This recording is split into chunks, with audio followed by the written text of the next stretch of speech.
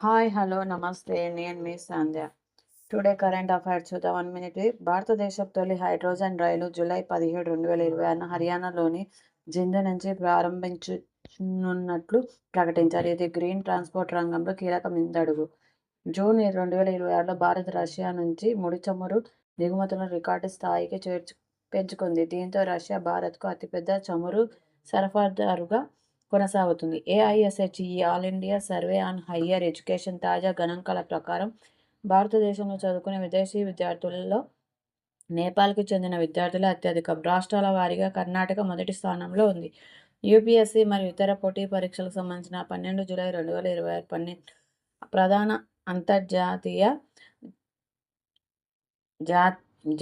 జాతీయ అంతర్జాతీయ పరిణామాలు చోటు చేసుకున్నాయి. భారత్ ఇంగ్లాండ్ ఓడిఐ సిరీస్ కోసం భారత్ జట్టు టీ20 సిరీస్ అనంతరం సన్నాహాలు ప్రారంభించింది. భారత్, కిర్గిజిస్తాన్ కలిసి మన అండ్ మహాభారత సెంటర్ను ప్రారంభించాయి. ఇది సాంస్కృతిక విద్యా సహకారాన్ని బలోపేతం చేశాయి. ఇలాంటి కరెంట్ అఫైర్స్ కోసం చూస్తూ ఉండండి. నా ఛానల్ సబ్స్క్రైబ్ చేసుకోవడం మాత్రం మర్చిపోద్దండి friends. Thank you. Bye. Have a nice day.